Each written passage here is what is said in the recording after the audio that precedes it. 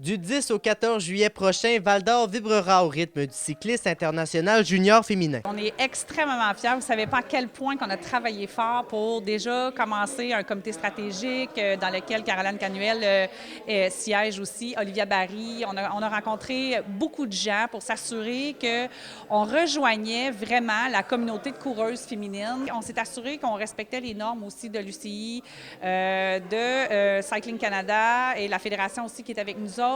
Fait que je te dirais que c'est un travail de 4 ans qu'on est là-dessus.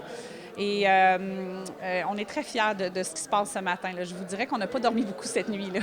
En démarche depuis plusieurs mois avec l'Union du cyclisme international, l'organisation du Tour a réussi à attirer une épreuve féminine qui sera, tout comme le volet masculin, la seule manche nord-américaine au calendrier. Le premier mot qui nous est venu en tête, c'est qu'il faut vraiment intégrer les filles telles que le Tour de France le fait. Et on est content d'être comme les deuxièmes à être aussi importants dans le monde, à intégrer une Coupe des Nations féminine. Donc, c'est un peu de là, c'est parti. Puis ça fait longtemps que moi, avant même que je devienne présidente du Tour, ça me trottait dans la tête. Et donc, Christine Beausoleil aussi qui a embarqué avec moi. Et là, on a réussi à convaincre tout le CA. 4 courses seront au programme avec possiblement 2 épreuves sur route, un sprint et un contre-la-montre. L'objectif sera maintenant de faire de cet événement un événement grandiose et unique et l'organisation a de grandes ambitions pour 2025. Depuis 2 ans, on fait du benchmarking auprès des équipes internationales, des équipes régionales et je crois qu'on va être victime de notre succès cette année.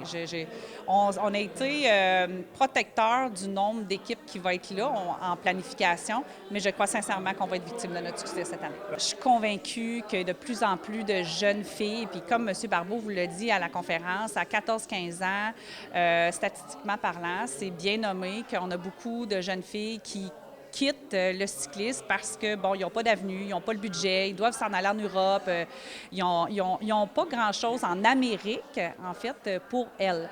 Moi, je pense qu'il va y avoir une belle et grande affluence féminine dans tous les clubs cyclistes en Amérique. L'édition féminine du Tour de l'Abitibi-Glencoe se tiendra du 10 au 14 juillet 2025 et précédera l'édition masculine qui, elle, se tiendra du 15 au 21 juillet.